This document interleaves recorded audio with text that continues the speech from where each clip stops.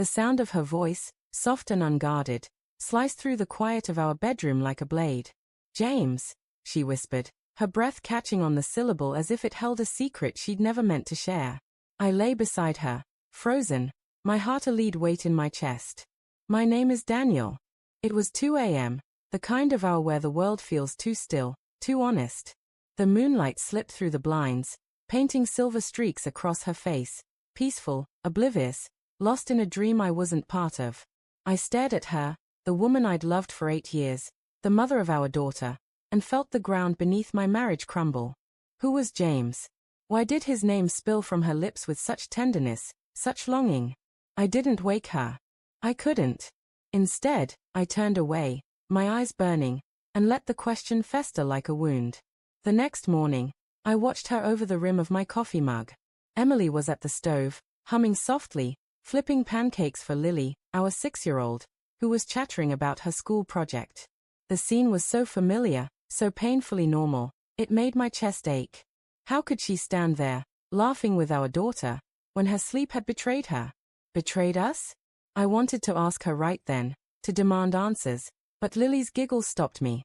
I couldn't shatter her world, not yet. "Dan, you okay?" Emily's voice pulled me back. Her hazel eyes, flecked with gold, searched mine. For a moment, I thought I saw a flicker of guilt, but it was gone so fast I wondered if I'd imagined it. "Yeah," I lied, forcing a smile. "Just tired." She nodded, brushing a strand of auburn hair behind her ear, and went back to the pancakes. But I couldn't unhear that whisper. It clung to me, a shadow I couldn't shake. Over the next few days, I became a detective in my own life, scouring for clues I wasn't sure I wanted to find. I checked her phone when she was in the shower, my hands trembling as I scrolled through her texts. Nothing. No James, no suspicious late-night conversations. Her social media was the same, pictures of Lily, coffee runs, a selfie from her book club. It should have reassured me, but it didn't. The absence of evidence only made me doubt myself more. Was I paranoid? Was I losing my mind? But then I noticed the small things. The way she'd linger on her phone at night, her thumb hovering over the screen before she'd set it down with a sigh. The way she'd flinch when I touched her unexpectedly, like my hand on her shoulder was an intrusion. The way her laughter felt forced, like she was playing a role. Each moment was a pinprick, too small to confront but too sharp to ignore. A week later, I couldn't stand it anymore. I needed answers, even if they broke me. That night, after Lily was asleep, I poured us both a glass of wine and sat across from Emily on the couch. The TV was off, the house quiet except for the faint hum of the fridge. She looked at me, her brows knitting together. "What's up?" she asked, her voice light but cautious. I took a deep breath, my fingers tightening around the glass. "Who's James?" Her face didn't change at first, but I saw it, the subtle widening of her eyes, the way her lips parted just a fraction before she caught herself. "What?" she said, her tone too even, too controlled. "You said his name in your sleep last week." I said, my voice low but steady. "You whispered it, Em. Like it meant something." She laughed, a short, brittle sound that didn't reach her eyes. "Dan, I don't know any James. It was just a dream. You're seriously worried about this?" Her dismissal stung, but it was her eyes that undid me. They darted to the side, just for a second, but it was enough. She was lying. I knew her too well. The way she'd tug at her sleeve when she was nervous, the way her voice pitched higher when she was hiding something. She was doing both now.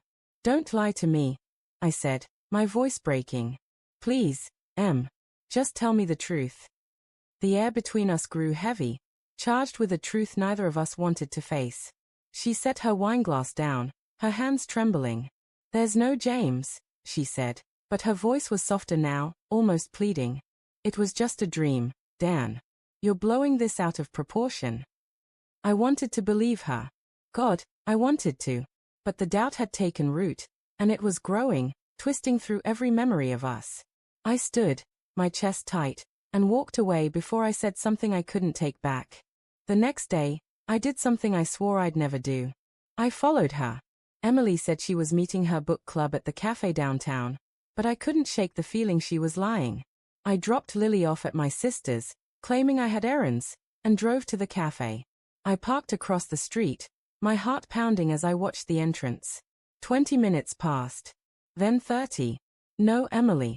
No book club. Just strangers coming and going, their lives untouched by the wreckage of mine. Then I saw her. She stepped out of a black sedan, her hair catching the sunlight. She was smiling, her face lit up in a way I hadn't seen in months. A man stepped out after her, tall, broad-shouldered, with dark hair and an easy grin. They stood close, too close, their hands brushing as they walked toward the cafe. My stomach lurched. Was this James? I gripped the steering wheel, my knuckles white, as they disappeared inside. I don't know how long I sat there, staring at the cafe door. Part of me wanted to storm in, to confront them, to demand answers in front of everyone. But another part, the part that still loved her, that remembered our wedding vows, Lily's first laugh, couldn't move. I was terrified of what I'd hear, of what it would mean for us, for our family. When I got home, Emily was already there, unpacking groceries like nothing had happened. "Hey," she said, glancing at me. "You okay? You look like you've seen a ghost." I couldn't answer. I just nodded and went upstairs, locking myself in the bathroom. I stood under the shower, letting the hot water burn my skin, trying to wash away the image of her with him. But it was seared into me, as vivid as her whispered James. That night, I couldn't sleep. I lay beside her, listening to her steady breathing, and felt like a stranger in my own bed. The next morning, I made a decision. I couldn't keep living in this limbo, torn between love and suspicion. I needed the truth, no matter how much it hurt. We need to talk," I said over breakfast, my voice firm despite the tremor in my chest. Lily was at school, and the house felt too big, too empty for this conversation. She froze, her coffee mug halfway to her lips. "About what?" "About James," I said. "About the man I saw you with yesterday." Her face drained of color. For a moment, she didn't speak, and the silence was louder than any confession. Then she set her mug down, her hands shaking. "Dan, Don't." I cut her off, my voice raw. "Don't lie to me again. I saw you with him. At the cafe. Who is he?" Tears welled in her eyes, but she didn't look away. "His name's James," she said, her voice barely above a whisper. Someone I met at work." The admission hit me like a punch. I leaned back in my chair, my breath shallow. "How long?" She swallowed, her hands twisting together. "A few months. It's not what you think, Dan. It's not physical. It's just, I don't know." I felt seen, for the first time in a long time. Her words were a knife, twisting deeper with every syllable. "You felt seen." I repeated, my voice rising. "What about me, Em? What about us? We have a daughter, a life, and you're throwing it away because some guy makes you feel seen." "I'm not throwing anything away," she cried, tears streaming down her face. "I love you, Dan. I love Lily.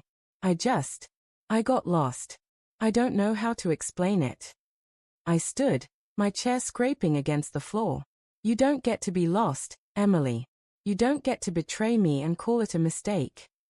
She sobbed, her hands covering her face, but I couldn't comfort her. Not this time. I walked out, the sound of her crying echoing in my ears. The days that followed were a blur. I moved into the guest room, unable to share a bed with her. We kept up appearances for Lily, but the strain was palpable. I didn't know what to do, stay for our daughter, or leave to save myself. Every time I looked at Emily, I saw her with him, and the pain was unbearable. One night, I found a letter on my pillow. Emily's handwriting, shaky but deliberate. I almost didn't read it, but something made me unfold the paper. "Dan, I'm so sorry. I know I've broken your trust, and I hate myself for it. James was a mistake, a moment of weakness. I've ended it. I want to fight for us, for Lily, for the life we built. Please, give me a chance to make this right. I love you." I read it again and again, my eyes blurring. Part of me wanted to believe her, to rebuild what we'd lost. But another part, the part that heard her whisper another man's name, knew it was over. Trust, once shattered, couldn't be glued back together, not like it was before. The next morning, I packed a bag. Emily watched me, her face pale, but she didn't beg me to stay. Maybe she knew, deep down, that I had to go. I kissed Lily goodbye, promising I'd see her soon, and walked out the door. As I drove away, the weight of 8 years pressed against my chest.